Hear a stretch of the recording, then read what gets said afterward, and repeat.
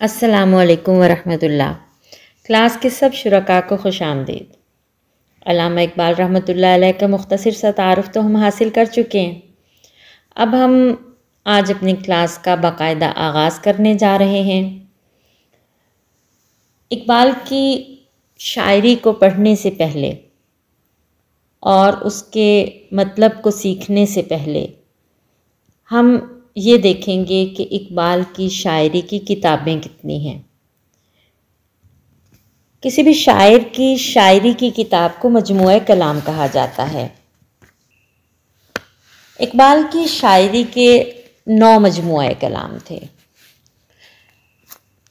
یعنی شاعری کی 9 کتابیں تھیں۔ سب سے پہلی کتاب جو اقبال کی ابتدائی زندگی کی شاعری پر مشتمل ہے اس کا نام بانگ درا ہے۔ پھر بال جبریل، ضرب کلیم اور ارمغان حجاز، یہ 4 کتابیں ایسی ہیں جن میں اقبال کا زیادہ تر کلام اردو میں ہے۔ بانگ درا، بال جبریل اور ضرب کلیم تو اردو کی کتابیں ہیں۔ ارمغان حجاز میں کچھ نظمیں فارسی کی ہیں اور کچھ اردو کی۔ بانگ درا کا مطلب ایسی گھنٹی، بانگ کہتے ہیں آواز کو، اور درا کا مطلب ہے گھنٹی۔ بانگ درا کا مطلب ہے گھنٹی کی آواز۔ پرانے زمانے میں جب قافلے سفر پر جایا کرتے تھے، سفر کی بہت زیادہ سہولتیں اور جدید اب جو ہمارے پاس ذرائع آمد و رفت جنہیں کہا جاتا ہے، جیسے گاڑیاں ہیں، بسیں ہیں، ہوائی جہاز ہیں، ریل گاڑیاں ہیں، یہ اس زمانے میں نہیں ہوتی تھیں۔ پیدل یا گھوڑوں اور اونٹوں پر سفر کیا جاتا تھا، قافلے کی صورت میں سفر کیا جاتا تھا۔ جب قافلہ روانہ ہونے لگتا تھا کسی جگہ سے تو آخر میں ایک گھنٹی بجائی جاتی تھی جو اس بات کی اطلاع ہوتی تھی کہ قافلہ روانہ ہو چکا ہے، سب لوگ جو ہیں وہ بیدار ہو جائیں اور ایسا نہ ہو کہ کوئی قافلے سے پیچھے رہ جائے، یعنی قافلے کی گھنٹی کی آواز۔ اب دیکھیں، ایک ایسی آواز جو دوسروں کو متوجہ کرنے کے لیے بجائی جا رہی ہے، اقبال نے اپنی کتاب کا نام رکھا، یعنی وہ سوئی ہوئی قوم کو بیدار کرنا چاہتے تھے کہ لوگ بیدار ہو جائیں، وہ کہیں پیچھے نہ رہ جائیں زمانے کی اس دوڑ سے۔ اقبال خود کہتے ہیں، اقبال کا ترانہ بانگ درا ہے گویا، ہوتا ہے جادہ پیماں پھر کارواں ہمارا، یعنی میری شاعری اس قافلے کی گھنٹی کی طرح ہے جو قافلے کی روانگی کی اطلاع دیتی ہے اور لوگوں کو متوجہ کرتی ہے کہ دیکھنا کہیں پیچھے نہ رہ جانا۔ اقبال چاہتے تھے کہ ان کی قوم کہیں دنیا میں پیچھے نہ رہ جائے۔ بانگ درا میں جو بھی انہوں نے نظمیں لکھی ہیں وہ سب کی سب قوم کو جگانے والی نظمیں ہیں۔ شاعری کی دوسری کتاب کا نام ہے بال جبریل۔ بال کا مطلب ہوتا ہے پر، اور جبریل اللہ تعالیٰ کے وہ مقرب فرشتے تھے جو انبیاء علیہ السلام پر وحی لے کر آتے تھے، یعنی اللہ تعالیٰ کے وہ مقرب ترین فرشتے جو اللہ تعالیٰ کا پیغام انسانوں تک پہنچاتے تھے۔ اقبال یہ چاہتے تھے کہ ان کی قوم کے اندر، ان کے نوجوانوں کے اندر بھی ایسی صلاحیتیں پیدا ہو جائیں کہ وہ اللہ کا پیغام جو ہے وہ اس دنیا کے اندر پہنچا دیں، کیونکہ اللہ نے انسان کو دنیا میں خلیفہ بنا کر بھیجا ہے اور اس مقصد کے لیے بھیجا ہے کہ وہ اللہ کا پیغام جو ہے وہ دوسروں تک پہنچائے۔ اس لیے اقبال نے اپنی اس کتاب کا نام بال جبریل رکھا، جیسے کہ وہ خود کہتے ہیں، جب اس انگارہ خاکی میں ہوتا ہے یقین پیدا تو کر لیتا ہے یہ بالوں پر روح الامی پیدا، یعنی یہ خاک کا بنا ہوا انسان جب اللہ پر پورا یقین اور توکل رکھنے لگتا ہے نا، تو پھر اس کے اندر بھی وہ صفات پیدا ہو جاتی ہیں کہ یہ اللہ کا مقرب بن جاتا ہے، اللہ کے قریب چلا جاتا ہے، اللہ کا بہت گہرا دوست بن جاتا ہے۔ تو اقبال چاہتے تھے کہ مسلمانوں کے اندر ایسی صفات پیدا ہو جائیں کہ وہ اللہ تعالیٰ کے قریب ترین بندے بن جائیں، اس سے بہت زیادہ محبت کرنے والے انسان بن جائیں۔ اس کتاب کے اندر اقبال نے جو پیغام دیا ہے نا، وہ پیغام اگر ہم پڑھیں نا تو وہ اللہ کے قریب کر دینے والا پیغام ہے۔ تیسری کتاب کا نام ہے ضرب کلیم۔ ضرب کہتے ہیں چوٹ، مار، عربی زبان کا لفظ ہے۔ کلیم حضرت موسیٰ علیہ السلام کا جو لقب تھا، یعنی حضرت موسیٰ کو اللہ تعالیٰ نے ایک چھڑی عطا کی تھی نا، پتہ ہے نا بچوں آپ کو کہ حضرت موسیٰ کی جو لاٹھی تھی وہ سانپ بن جاتی تھی، اور اس لاٹھی کے ساتھ اللہ تعالیٰ نے حضرت موسیٰ علیہ السلام سے بہت سارے کام کروائے تھے۔ حضرت موسیٰ نے اس لاٹھی کو پتھر پر مارا تو اس سے 12 چشمے پھوٹ پڑے۔ حضرت موسیٰ علیہ السلام نے اس لاٹھی کو سمندر میں مارا تو سمندر جو دریا کا پانی جو تھا، دریا پہ مارا تو دریا کا پانی جو تھا وہ 2 حصے ہو گیا، اور درمیان میں سے خشکی کی جگہ بن گئی، خشک جگہ بن گئی، جہاں سے ان کے ساتھی جو تھے وہ گزر گئے، اور فرعون کا لشکر جب گزرا تو وہ ڈوب گیا۔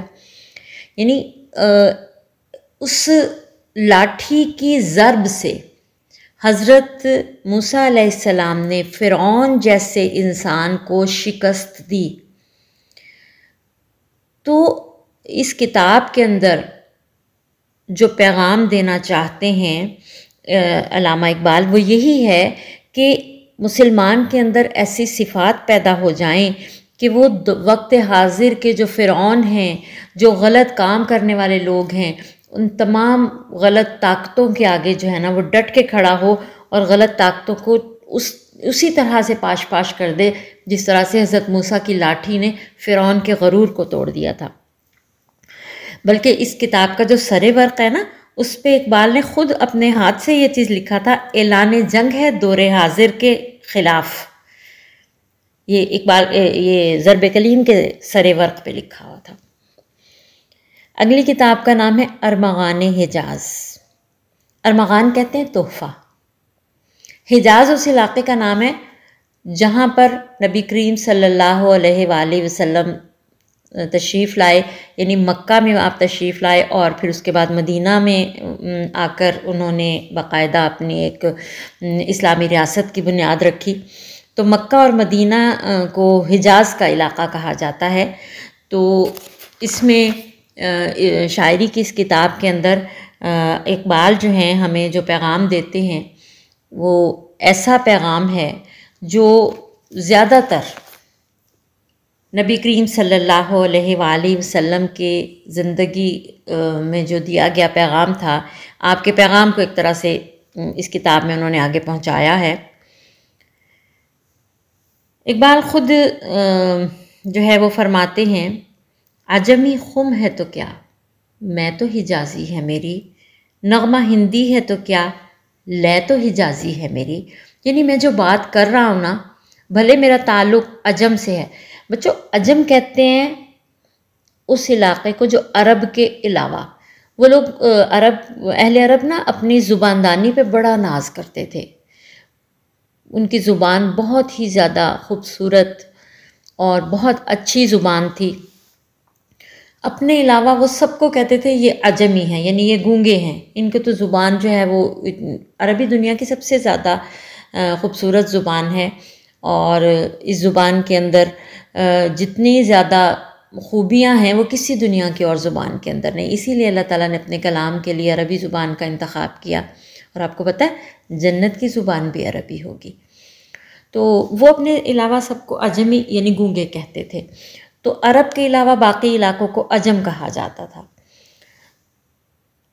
تو اقبال یہاں پہ یہ کہتے ہیں کہ بھلے میرا تعلق عرب سے نہیں، یعنی میں عجمی ہوں، تو پھر کیا ہوا، میرے اندر جو تڑپ موجود ہے وہ حجاز کی یعنی مکہ اور مدینہ کی تڑپ ہے میرے اندر، اور میں بے شک ہندی زبان میں یعنی ہندوستان سے تعلق رکھنے والی ایک اردو یا فارسی وغیرہ وغیرہ میں بات کر رہا ہوں، لیکن میرا دل جو ہے وہ اس کا تعلق حجاز سے ہے، اور حجاز ہی سے آنے والا پیغام جو ہے وہ میرا دل سناتا ہے، اور میری زبان، میں اپنی زبان سے جو پیغام دے رہا ہوں یہ حقیقت میں آیا ہوا تو اس حجاز سے ہی ہے۔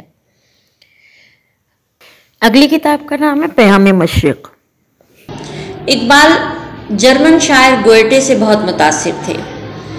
گوئٹے نے اپنی ایک کتاب دیوان مغرب کے نام سے لکھی تھی، علامہ اقبال نے تقریباً 100 سال بعد اس کا جواب لکھا اور پیام مشرق کے نام سے اس کتاب کو منسوب کیا، یعنی اس کتاب کا نام پیام مشرق رکھا۔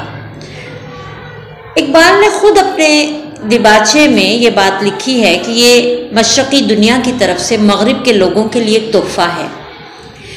اصل میں اس کتاب کے اندر مادہ پرستی یعنی دولت کے پیچھے بھاگنے والی مغربی قوم کو اقبال نے یہ پیغام دیا ہے کہ وہ اللہ کے آگے جھک جائے، ایک خدا کے سامنے جھک جائے، اور انہیں دین کی طرف آنے کا پیغام دیا ہے۔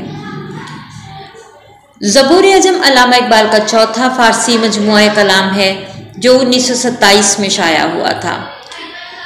زبور اس الہامی کتاب کا نام ہے، یعنی آسمان سے اتری ہوئی اس کتاب کا نام ہے جو حضرت داؤد علیہ السلام پر نازل ہوئی۔ اور عجم سے مراد ایسے علاقے جہاں پر عربی زبان نہیں بولی جاتی، جیسے ایران یا ہندوستان کا علاقہ۔ زبور میں شروع سے آخر تک اللہ تعالیٰ کی حمد و ثنا اور بڑائی بیان کی گئی ہے۔ حضرت داؤد کو اللہ تعالیٰ نے بہت ہی خوبصورت آواز دی تھی۔ جب وہ اپنی پیاری سی آواز میں زبور پڑھتے تو پہاڑ اور پرندے بھی ان کے ساتھ زبور پڑھتے تھے اور ان کے ساتھ اس حمد و ثنا میں شریک ہوتے تھے۔ اقبال نے اپنی اس کتاب کے اندر اللہ تعالیٰ کی حمد و ثنا کے وہ نغمے پیش کیے ہیں جو بہت ہی زیادہ پڑھنے میں بھی مزہ دیتے ہیں اور ان کے اندر اللہ تعالیٰ سے محبت کا پیغام بھی چھپا ہوا ہے۔ اقبال خود فرماتے ہیں، اگر وہ ذوق تو خلوت میں پڑھ زبور عجم، یعنی اگر آپ تنہائی میں بیٹھ کر زبور عجم پڑھیں تو آپ کو بھی اسی طرح لطف آئے گا جس طرح سے پرندوں اور پہاڑوں کو اللہ تعالیٰ کے نبی حضرت داؤد کے ساتھ زبور میں اللہ کی بیان کردہ حمد و ثنا پڑھنے پر مزہ آیا کرتا تھا۔ جاوید نامہ علامہ اقبال کا 5واں فارسی مجموعہ کلام ہے۔ یہ علامہ اقبال کی زندگی کی آخری کتاب ہے۔ اس میں علامہ اقبال نے ایک خیالی سفر نامہ بیان کیا ہے۔ یوں کہہ لے کہ اقبال نے انسانوں کو مختلف سیاروں اور افلاک کی سیر کروائی ہے اور مومن کو اللہ کی قریب پہنچنے کی منزل بھی بتائی ہے۔ زندگی گزارنے کے ایسے طریقے بتائے ہیں جن سے ہم اللہ تعالیٰ سے زیادہ دوستی کر سکتے ہیں۔ جاوید کا معنی ہوتا ہے ہمیشہ رہنے والا۔ تو یوں اقبال نے زندگی کے ایک ایسے طریقے بتائے ہیں جس میں ہمیشہ کی زندگی حاصل کرنے کے طریقے ہیں۔ یعنی آپ یوں کہہ لیں کہ انسان اللہ تعالیٰ کی محبت حاصل کر لے تو وہ ہمیشہ کی زندگی حاصل کر لیتا ہے۔ ویسے اگر سرسری نظر سے دیکھیں تو علامہ اقبال کے بیٹے کا نام بھی جاوید اقبال تھا۔ اگر یہ کتاب ان کے نام سے منسوب ہو تو پھر ہم یوں کہہ سکتے ہیں کہ جاوید نامہ کے معنی ہے جاوید کے لیے لکھا ہوا کلام۔ مسافر علامہ اقبال کا ایک چھوٹا سا مجموعہ کلام ہے جو دراصل علامہ اقبال نے افغانستان سے واپسی پر لکھا تھا۔ افغانستان کے دورے پر وہ سید سلیمان ندوی کے ساتھ گئے اور اپنے تاثرات جو وہاں پر مطلب انہوں نے دیکھا، جو محسوس کیا، وہاں کے حالات اور وہاں کے واقعات کو انہوں نے ایک مثنوی کی صورت میں لکھا۔ مثنوی ایک ایسی طویل نظم ہوتی ہے جو شروع سے لے کر آخر تک اس کا ایک ہی مضمون ہوتا ہے۔ تو اقبال نے اس مثنوی میں ایک ایسے مسافر کا تذکرہ کیا ہے جو اصل میں وہ خود ہیں، اور وہ اپنے سفر کے حالات اور واقعات اور مقامات وغیرہ بتاتے ہیں۔ چونکہ افغانستان کے باشندے آپ کو پتہ ہے کہ بہت ہی زیادہ خوددار ہوتے ہیں اور بہت ہی زیادہ بہادر ہوتے ہیں، اور ان کے اندر اپنی قوم کے لیے جو ہے وہ بہت یعنی مسلمان قوم کی حفاظت کا جذبہ بھی ان کے اندر بہت زیادہ ہوتا ہے۔ تو وہ اپنی اس کتاب کے اندر مسافر کے اندر یعنی خود علامہ اقبال جو ہیں وہ یہ جذبہ پیدا کرنا چاہتے ہیں اپنی قوم کے اندر جو وہ وہاں پر افغانستان کے مسلمانوں کے اندر دیکھ کر آئے۔ اقبال کے ایک فارسی مجموعہ کلام کا نام ہے اسرار خودی۔ اسرار کا مطلب ہے چھپی ہوئی باتیں، اور خودی کہتے ہیں غیرت کو۔ اقبال نے غیرت کے راز بتائے ہیں اپنی اس کتاب کے اندر، اور ایک کتاب کا نام ہے رموز بے خودی۔ رموز بھی رمز کی جمع ہے جس کا مطلب ہے طریقے۔ بے خودی کہتے ہیں اپنے آپ کو بھول جانا۔ یہ کتاب جو ہے اس میں اقبال کی ایسی شاعری ہے جس میں اقبال اس بات کا درس دیتے ہیں کہ مسلمان اپنی ذات کو، اپنی میں کو بھول کر اپنے آپ کو صرف اس دین کے لیے وقف کر دیں۔ اقبال چاہتے تھے کہ مسلمان اپنی میں کو بھول کر صرف اور صرف ایک امت بن جائیں، جیسا کہ انہوں نے فرمایا، فرد قائم ربط ملت سے ہے تنہا کچھ نہیں، موج ہے دریا میں اور بیرون دریا کچھ نہیں۔ یہ تھے اقبال کی کتابوں کے نام، اور ہم نے یہ سیکھا کہ انہوں نے کس کتاب میں کیا پیغام دیا ہے۔ اگلی کلاس میں انشاءاللہ پھر ملتے ہیں۔ اللہ حافظ۔